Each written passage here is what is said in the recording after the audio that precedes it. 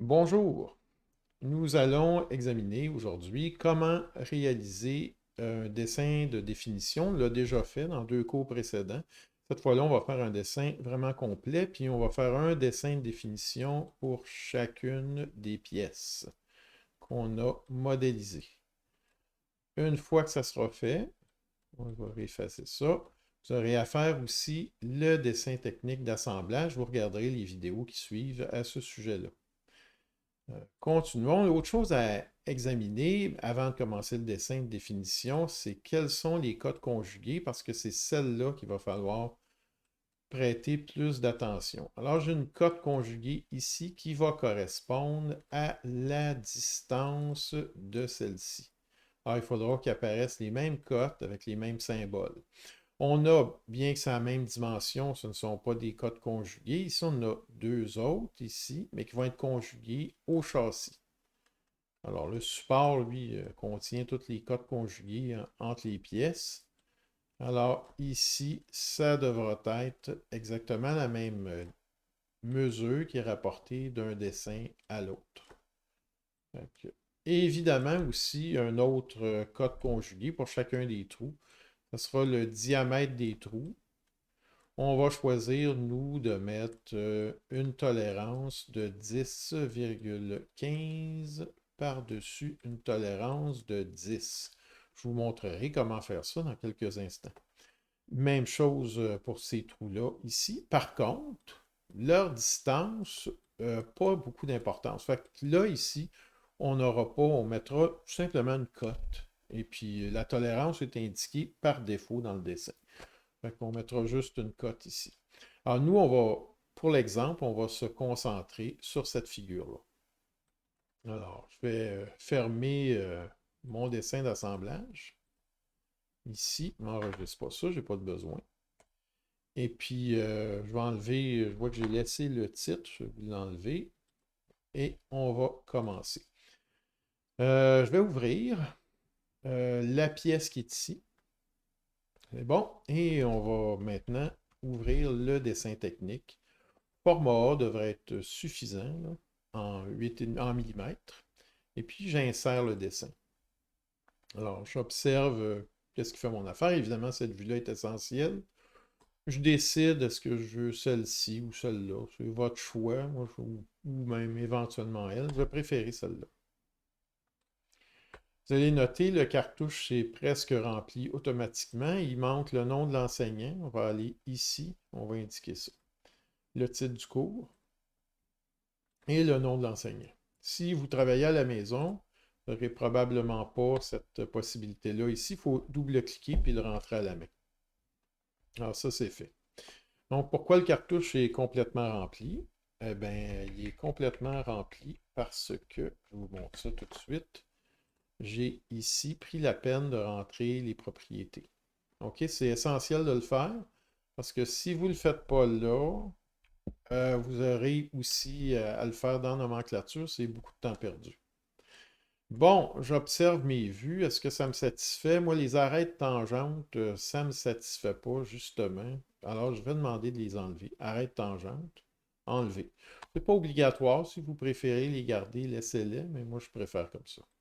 Deuxièmement, je voudrais voir mes lignes cachées pour bien comprendre le dessin. C'est fait. Troisièmement, les axes, ils ont été produits automatiquement ici. On ne les touchera pas. Ici, j'en ai pas. Alors, je vais demander, je sélectionne ma vue, je clique ici et je demande sélectionner la vue. Voilà, ils sont apparus. C'est fait. Prochaine étape, les dimensions. Alors, on va aller ici dans Objet du modèle, modèle entier, importer dans toutes les vues. Je coche Dimension, la position des trous, puis les trous eux-mêmes. Je clique. Voilà, c'est apparu. Vous allez noter ici, ces cotes-là sont dans des boîtes parce que j'ai oublié de remettre le dessin comme il était à l'état normal. À l'état normal, ça va vous apparaître comme ça ici. Je vais expliquer ça dans quelques instants. On va finir la cotation de base avant. Alors, j'observe ici que je coche dans les airs. Alors, j'aimerais avoir une pointe m'indiquer que je coche sur la pointe théorique. Alors pour ça, je vais dans Esquisse et j'appuie le point qui est ici. Ici, peut-être monter le rayon pour qu'il pointe bien l'arc de cercle. C'est parfait. Je voudrais la même chose ici. Regardez le 32.5, c'est pas clair où il cote. Alors, je sélectionne les deux lignes et j'appuie sur le point. C'est fait. Ici, je peux décider, mais il ne faut pas que ça ressemble à ça. Il faut qu'il y ait une inclinaison. Fait que finalement, on va le laisser comme il est. Mais le petit coude, on s'arrange pour qu'il ne coupe pas sur la ligne. Parfait. On est rendu au trou. C'est bon. Le diamètre 10 ici, peut-être avoir la cote à l'intérieur. Un peu mieux. Alors, notre trou. Bon, à travers tout, moi, personnellement, j'aime pas ajouter ce texte-là. Quand il y a une profondeur, évidemment, je le mets, mais il n'y a pas de symbole pour à travers tout. J'aime pas ce texte-là, tout écrit en majuscule. Tout ce que je vais faire, je vais l'enlever. Je pourrais l'ajouter manuellement. Je peux le supprimer par ici. Si vous supprimez, vous allez avoir un message d'avertissement. Il faut faire OK à chaque touche, à moins de dire, comme j'ai fait, que depuis me redemander ça. Alors, 2 fois diamètre 10. Excellent. Bon, je vais vous montrer comment on tolérance un texte. Nous, on va le tolérancer à ce qu'on appelle une tolérance limite, qui va aller de 10 à 10,15. Alors, observez ici, sous diamètre 10, il est écrit aucune. Moi, je vais indiquer limite. Et puis, je vais changer le 2. Je vais décider d'aller un petit peu plus précis pour 2,15. C'est bon, c'est pas mal précis, là. Pour du travail sur le bois, il faut vraiment que ce soit un atelier bien préparé. Bon, une autre notion qu'on va mieux apprendre dans un an, là, mais pour l'instant, on va juste l'appliquer, puis je vais vous expliquer ça de mieux en mieux, de session en session. Ces cotes-là, comme ils donnent la position des trous, on va dire que c'est des cotes absolues. Et leur précision va être donnée par une petite boîte de dialogue. Fait que la précision de ça, la position, va être donnée par une boîte de dialogue. Je vous le montre immédiatement. Vous sélectionnez la cote, premièrement. Vous allez dans Annotation et vous allez voir ici Tolérance géométrique. Vous cliquez. Vous allez cliquer, excusez, dans la boîte. Et puis vous allez dire, ici c'est indiqué Position. Vous allez cliquer sur Position. Ensuite, le chiffre qui est là, effacez-le, puis essayez de le remplacer par le chiffre 3. Ça, il faut toujours se battre là, pour réussir à le changer. Si on fait la sélection complète, on a réussi. En fait, je voulais juste rentrer un chiffre. Puis moi, ma tolérance de position, finalement, je ne vais pas mettre 3, je vais mettre 2. Fait qu'il faut ajouter le chiffre, je vais supprimer l'autre. Je vais mettre 0. C'est un petit peu ridicule comment je rentre les données, mais vous allez voir, c'est comme un petit peu complexe, mais on y arrive. Alors, ça dit que ma position est de 20. Ça, c'est une position selon un diamètre. Alors, je sélectionne le chiffre diamètre. On voit bien. Ensuite, on descend, puis on regarde si les éléments qui nous concernent. Dans notre cas, c'est conditions de matière. Alors, je clique sur le condition de matière M. Je vous expliquerai ça bien dans 6 mois, là, quand on se reverra là, au retour après les vacances d'été. Pour l'instant, on va se contenter de mettre le M. Puis ensuite, on va ajouter des références. C'est des références de position. On met A. Ensuite, on fait ajouter nouveau. On met B. Puis ajouter nouveau. On met C. Et on fait terminer. Alors, ça indique comment serait disposé notre objet si on le vérifiait, si on avait à le vérifier. Alors, on va le faire tout de suite. Les éléments de référence sont ici. Alors, d'habitude, on prend le plus stable en premier, A. Le deuxième plus stable en deuxième, B, ici. Oh, je ne vais pas le placer là, mon B. Je vais le placer sur la cote pour pas qu'il allonge la ligne. Vous verrez après. Pour l'instant, on ne s'occupe pas de la disposition, on va le faire après. Je vais mettre B. Et puis finalement, je vais ajouter C ici. Ça voudrait dire qu'on aurait des coins à angle, puis on viendrait porter notre objet là avant de le mesurer. Ou éventuellement utiliser un gabarit qui aurait cette forme-là. On verra ça à un niveau plus avancé dans une session, disons. Alors, j'ai ajouté, j'ai allongé ma ligne. Je suis en train de disposer. Là, je m'arrange pour que tout soit clair visuellement. je pense qu'au niveau de la cotation, on a terminé. Je vais juste allonger les lignes. Et puis maintenant, on va compléter le dessin. Alors, il me manque les matériaux, la finition, ces choses-là. Alors, je vais retrouver mon site web, il est ici. Pour vous sauver du temps, parce que vous avez beaucoup de travail aujourd'hui, j'ai déjà écrit les matériaux que je vous suggère. Fait que faites simplement copier, retournez sur le dessin, allez ici, placez la lettre A, puis faites coller. Parfait.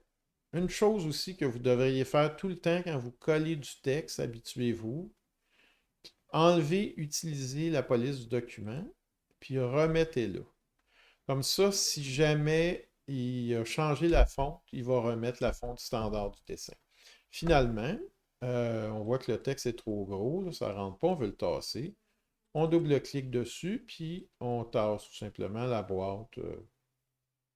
Ouais, voilà, ça me semble bien adéquat. On verra là, de façon par réflexe, on va toujours, par réflexe, de façon standardisée, on va toujours ajouter des tolérances générales. Alors ça aussi, je vous ai fait une petite fenêtre sur Internet. Vous enregistrez ça. Je l'avais déjà sauvé, là, je vais l'enregistrer. Vous l'ouvrez avec SolidWorks. Voilà. Vous regardez, vous avez deux boîtes, une qui est faite pour les millimètres, puis une qui est faite pour les pouces. On va prendre celle qui est faite pour les millimètres. On va aussi copier le texte qui est ici. Alors, je vais copier. Ça, c'est du texte SolidWorks standardisé, donc pas de problème là, pour le recoller directement sans modifier les fontes, là. On vient de placer ici, puis on va juste déplacer celui-là.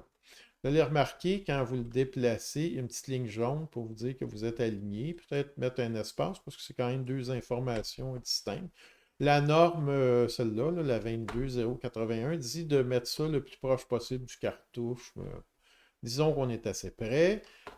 Ici, ça mentionne que vous allez intégrer un modèle 3D. Quand vous aurez tout fini, vous intégrerez les trois modèles à vos dessins, à l'ensemble de vos dessins, comme je vous l'ai déjà montré.